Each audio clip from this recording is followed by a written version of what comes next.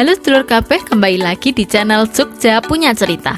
Terbakarnya salah satu dari dua beringin kembar di alun-alun kidul Keraton Yogyakarta menimbulkan banyak persepsi di tengah-tengah masyarakat. Sebagian warga menganggap terbakarnya pohon berusia ratusan itu memiliki nilai mistis. Menanggapi hal tersebut, adik Sri Sultan Hamengkubuwono X GPBH Prabu Kusumo mengatakan terbakarnya beringin kembar tidak boleh dihubung-hubungkan dengan yang aneh-aneh, apalagi soal mistik. Namun masyarakat terutama warga lokal sudah kadung membuat persepsi lain. Terbakarnya pohon beringin yang dikenal wingit itu dinilai memiliki pesan tersendiri. Kepercayaan ini tidak muncul begitu saja. Keberadaan alun-alun kidul dan beringin kembar selama ini kental dengan mitos. Mitos apa saja ya kira-kira? Nah, sebelum Jogja Punya Cerita lanjutkan penjelasannya, jangan lupa subscribe channel ini ya lur. Mari kita dukung channel ini. Berikut adalah 4 mitos melegenda beringin kembar di alun-alun kidul Yogyakarta. Cerita beringin kembar dan pernikahan Putri Sri Sultan Hamengkubuwono yang pertama. Salah satu cerita yang berkembang di masyarakat sekitar tentang beringin kembar adalah ketika di zaman Sultan Hamengkubuwono pertama.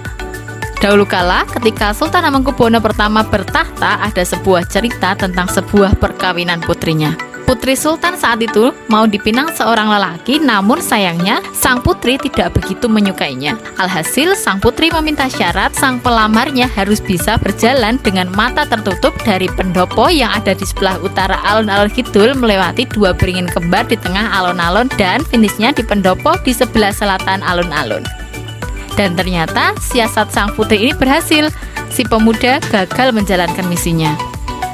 Kemudian sang sultan memberikan sabdanya bahwa yang bisa melewati syarat sang putri itu hanyalah pemuda yang hatinya benar-benar bersih dan tulus.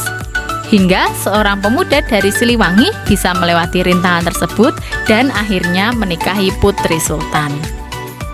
Beringin kembar pintu gerbang Laut Selatan. Mitos lain yang berkembang seputar beringin kembar di alun-alun kidul adalah hubungan dengan Laut Selatan atau Segoro Kidul. Ada yang menyebutnya jika beringin kembar di alun-alun kidul merupakan pintu gerbang menuju ke Laut Selatan. Kepercayaan seputar mitos ini berkembang ketika di zaman Sri Sultan Hamengkubuwono ke-6.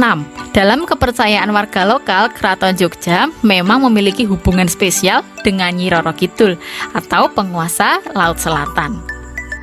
Makanya banyak yang meyakini bahwa dahulu orang-orang yang hendak berbuat jahat ke Keraton Yogyakarta akan kehilangan kesaktiannya setelah melewati kedua beringin kembar tersebut.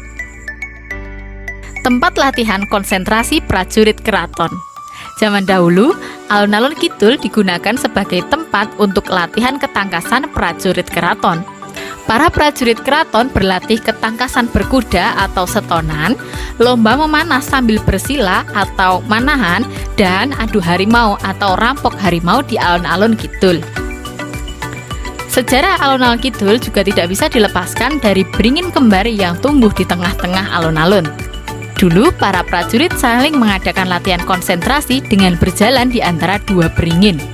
Tradisi yang disebut masangin itu hingga kini masih sangat populer di alun-alun kidul. Bahkan dari tradisi ini, banyak warga dari berbagai penjuru Nusantara yang sengaja datang untuk kemudian melakukan masangin. Dalam upacara Keraton Jogja sendiri, tradisi masangin ini dilakukan setelah topo bisu atau tanpa ngomong yang diadakan setiap malam 1 suro. Ritual ini dilakukan demi ngalah berkah dan memohon keselamatan keraton. Dari tradisi masangin ini lalu muncul mitos dalam masyarakat lokal bahwa siapa yang dapat melewati dua pohon beringin dengan mata tertutup, maka cita-cita atau hajatnya akan terkabul.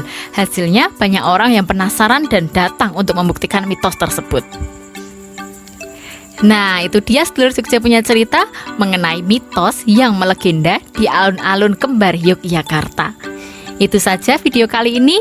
Kembali lagi di video selanjutnya. Terima kasih, matur nuwun.